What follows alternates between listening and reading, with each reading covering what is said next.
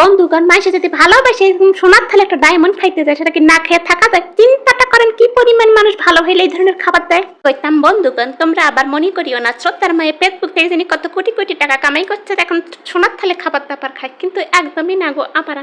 সকালবেলা ঘুম থেকে উঠে পাশের বাড়ির ভাবি কলিং বিল ঠক ঠক ঠক ঠক করে এরকম একটা সোনার থালে ডায়মন্ড খাইতে দিছে।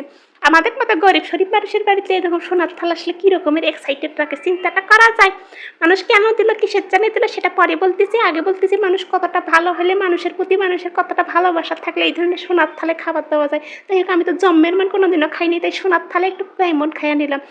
এই সকালবেলা ঘুম থেকে উঠে যে রান্না বান্না ধরতেছিলাম, রান্না বান্না করতে আসলে যে কি পরিমাণের যন্ত্রণা যে গো আপারা, এই গরমে রান্না করা যে কি কষ্ট, সেটা তো যে রান্না করে সেই জানে। যাই হোক, তোমরা যখন আপারা সবাই রান্না বান্না করো, তোমরা তো অবশ্যই জানো রান্না করা কত কষ্ট গো আপারা, কত কষ্ট। সকালবেলা ঘুম থেকে উঠে চোখের জল নাকের জল এক জায়গায় ঘিরে রান্না বান্না শুরু করেছিলাম। কি রান্না করবো কি না রান্না করবো এই চিন্তা করতে করতে অর্ধেকটা দিন পার হয়ে গেছে গো আপারা। তাই ভাবলাম যে একটু এইরকম একটু মাছ রান্না করি, মাছ ভুনা করি। যাই হোক, তোমাদেরকে স্পেশাল একটা মাছ রান্না করে শেখাইতে এসে এই যে ডায়মন্ডের থাল বের করলাম। এই সোনার থাল দেখে আবার কই না শ্রদ্ধার মায়ে কোটিপতি হয়ে গেছে, কিন্তু একদমই না গো আপারা, শ্রদ্ধার মায়ে কোনো কোটিপতি হয় নাই, ফকিন্নি ফকিন্নি আছে গো আপারা। তোমার মতো আপারা থাকতে আমার কিসের চিন্তা কান্ত। তোমরা যে আমাকে ফকিন্নি মনে করো না সেটা আমি জানি, একমাত্র আমার আত্মীয় স্বজন আর পাশের বাড়ি ভাবি ছাড়া কেউ ফকিন্নি মনে করে না গো আপারা গো পাপা। তোমরা আমার আত্মার আপা প্রাণের আপা গো, তোমাদের কাছে দুঃখ শেয়ার না করে কি উপায় আছে?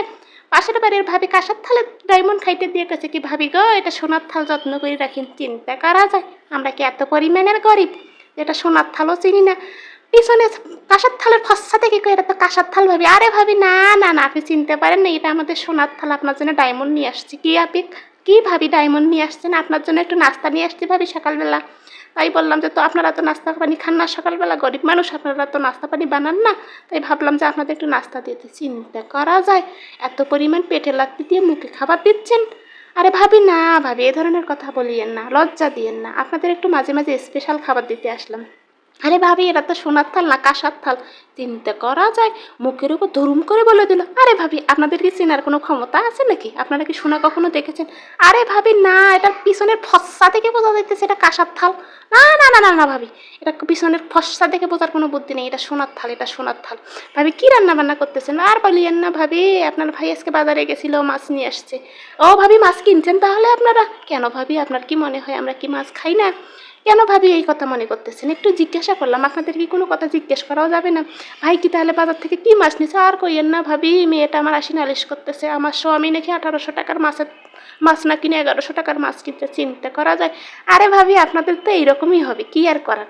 আরে ভাবি লজ্জা দিয়েন না তো। এই ভাবি যখন বলতেছিল আপনারা এই যে প্রতিদিনে একটু কম দামের মাছ খান শাক খান, মুখটা যেটা কী পরিমাণ দেখার মতো ছিল গো আপারা। যাই হোক, ভিডিও করার মানুষ ছিল না, যেন ভিডিও করতে পারিনি, লজ্জায় যে মুখের কী অবস্থা হচ্ছিল গো আপারা, চিন্তা করা যায়।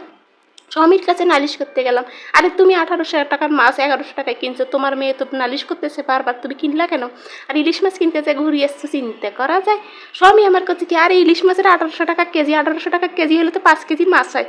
ও মা গো, কোন মানুষের হাতে পড়ছি ভাবি? পাশের বাসার ভাবি আবার চোখ কান পাতি শুনতেছিল, মেয়েটা আমার কাছে। আরে পাগলি, তো পাশের বাসার ভাবি তো সব কথা শুনে নিচ্ছে, তোকে তো কালকে ফকিরনি করবে। চিন্তা করা যায়। আবার আপনারাই দেখেন তো, এটা কি সোনার থাল? এটা কি সোনার থাল? সোনার থাল এটা? এটা কীভাবে সোনার থাল হয়? তাই ভাবতেছি, ভাবি যখন সোনার থাল কাছে একটু ডায়মন্ড কাটি, আম কাটি একটু খাই। তাই হোক, আমাদের তো কেনা সামর্থ্য নেই, একটু ফস্সাটা দেখানোর কত খুব আশা ছিল গো আপারা। আর একদিন আপনাদের এই ফস্সাটা দেখে দেবো কেমন হয়েছে। তো আজকের মতো এই পর্যন্তই গো আপারা, ভালো থাকেন সুস্থ থাকেন, বাই বাই, টাটা।